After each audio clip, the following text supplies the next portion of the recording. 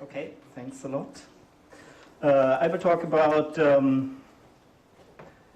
uncertainties. And this is work, actually a project unfunded within Baltic Earth. Baltic Earth is a science-driven, curiosity-driven science network, independent of any other political organization.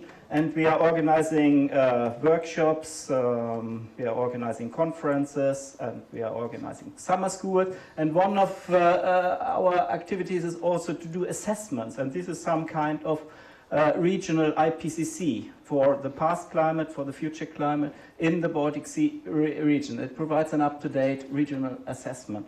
And this study here is also seen in this context to do an assessment that is of value for policymakers. And it has a very concrete environmental background. You see here the Baltic Sea suffers today, that's from autumn 2050, from lack of oxygen in the deep water. This is the extension of dead bottoms, so-called. So the gray area is actually the area with a bottom oxygen concentration below 2 milliliter per liter. That means that there is actually no oxygen for higher form of lives in the sediments, so dead bottoms. And to cure that, actually the Baltic Sea countries decided to reduce nutrient loads to the sea. Nutrient loads means food for the algae. Algae die, and when they are mineralized, the organic material oxygen is consumption. And this plan, called Baltic Sea Action Plan, and each country got a certain share to reduce the loads, has been made for present climate. So the question is future climate able to counteract the efforts in nutrient load abatement strategies? A little bit about the mechanisms of hypoxia. That's another name for these dead bottom areas. It's actually a problem for biochemical processes and for physical. It's, as I mentioned, the nutrient loads from land, but it's also air temperature, the oxygen concentration saturation, but also air temperature, and with that water temperature controls the remineralization and growth rates in the sea. That means the biogeochemical cycling is increased, and that actually increases hypoxia. Then we have runoff and wind speed, low frequency, high frequency, and then the exchange with the North Sea. That are effects on the stratification in the Baltic Sea. So for instance, more runoff would mean in the end lower stratification. That means more oxygen supply from the surface to the bottom, so less hypoxia. So it's a complicated problem, and to address this, regional coupled atmosphere, ocean, biogeochemical model have been used. That's an exercise actually that has been done already for some years, and you see here some publications. So we have been using, and here are now two sets of simulation. The black ones are the historical ones.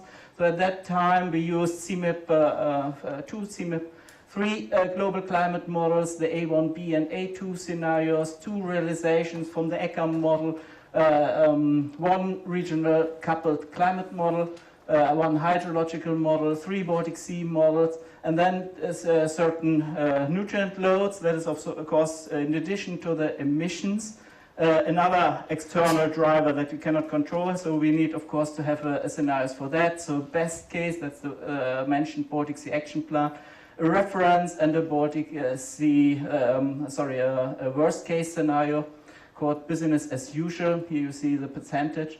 The details are not important, but that has been done with many of these scenario simulations, about 40. And now actually the question arises because there were other projects doing the same exercises in parallel, and also the new CMIP 5 simulations are now being available. That are the red numbers. And when we add this, actually we are come today to 75 scenario simulations of different groups. And the question is still, what can we get out of this huge ensemble that is not necessarily coordinated? And that's, of course, a big disadvantage. But do we go to the stakeholders with the same message what will be the message to the stakeholders? Will the Baltic Sea Action Plan work in future climate or not?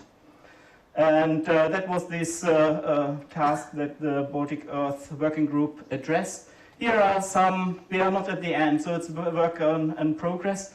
And here are some parameters: temperature, salinity in the surface, in the deep, oxygen, and the surface nutrient concentrations. And still simply all the different runs plotted from 1960 to 2100. The dots are observation, and you see there's a huge spread. So what can we do with this ensemble? So somehow we need to order it. And the first idea was to calculate variances. So the variance of the mean changes between a present period and the future period. So that is the spread that defines the, well, some kind of uncertainty in the projections. And you can do it for the different parameters, as we had in the slide before. And you can do it for different stations where we have actually data. Then to go back in the next slide to look at the quality in present climate. And actually the 4 stations here are ordered from the south in the Baltic Sea to the north. And this is a mass actually, but you can then order the variances according that you collect all the simulations for one GCM with different Baltic Sea models, with different biochemical models, or you can order it one Baltic Sea model with all the different GCMs, and that's actually the different colors here. The gray one is a bar that defines the internal variability using one GCM with different realizations. So you can somehow compare these variances and then decide, is the spread mainly controlled by the Baltic Sea models, by the global models, or by internal variability. And this is an exercise where you, a difficult exercise, but some systematics you can see immediately. For instance, here's one model, it's one Baltic Sea model with different GCMs that obviously has an increasing spread from the south to the north, and as a surface temperature, you immediately may think about the ice albedo feedback, because in the north you have ice, in the south not, in the mean, in the Baltic Sea. And it could be that this model is simply more sensitive than the other to different small differences in the forcing.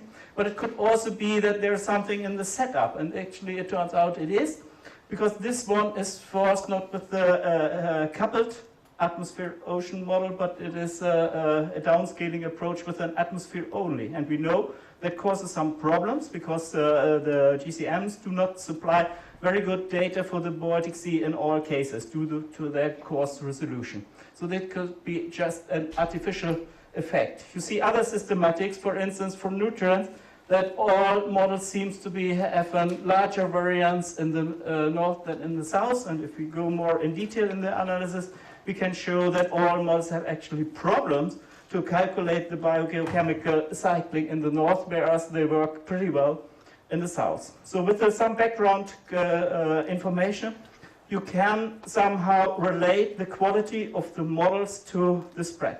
And that is the idea. So we did some kind of weighting. And I'm aware this is very much controversial. This is discussed. Weighted ensembles have been actually disregarded in a former project, but here we try it again. Actually not to produce at the end an ensemble of weighted members, but to learn more about the processes and really to dig into the detail. Where are the outliers? Where's the spread coming from?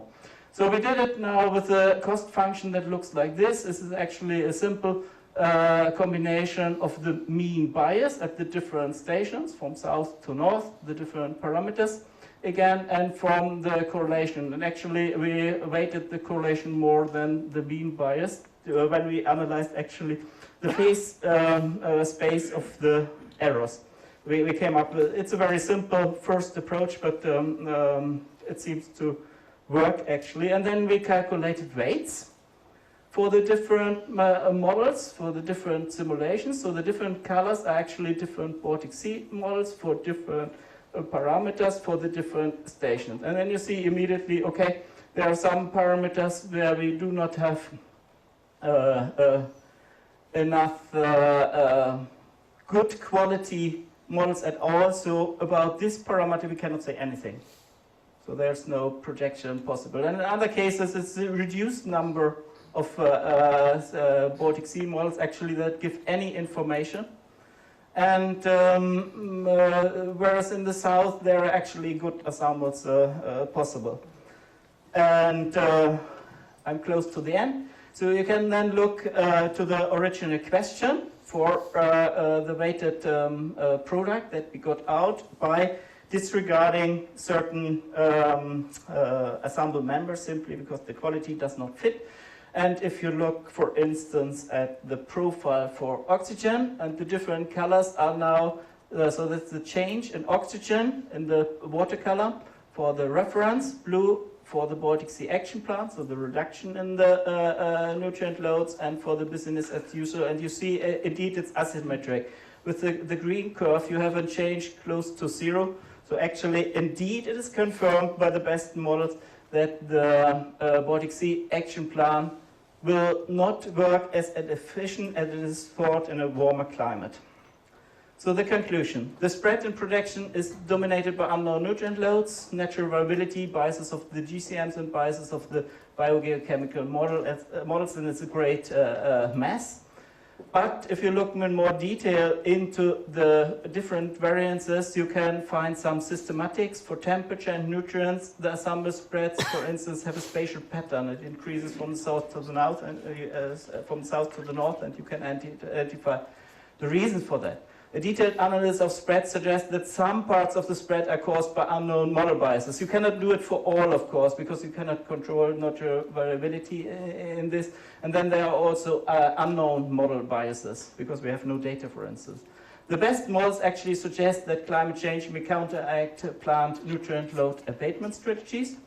And before I end, so this is an example on an application of a quite complicated model system, coupled atmosphere, ice, ocean, biogeochemical, with many model ensembles. If you are interested in coupled ice, ocean modeling, please come to the site event this evening. It's between 5 and 7, and the U36, it is over there. So please come, and thank you very much for your attention.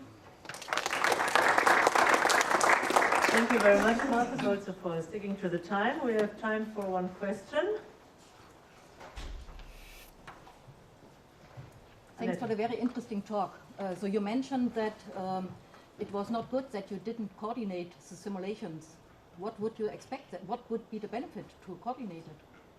So well, please repeat the question first. Yeah, you ask about the coordinate the different experiments, and I think it's a very good thing to coordinate it, because there is now a diversity of simulations. They are very different made. For instance, the assumption how much really to reduce the nutrient load.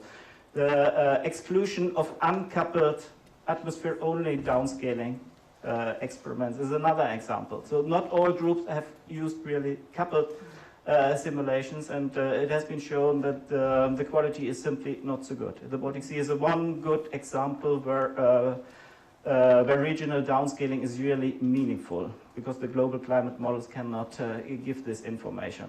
So there are actually different assumptions, and different assumptions, when you set up the scenarios, you get simply different results. And therefore, it's now a little bit a mess to compare these different simulations. Yeah, thank you very much, Markus. We have to go on.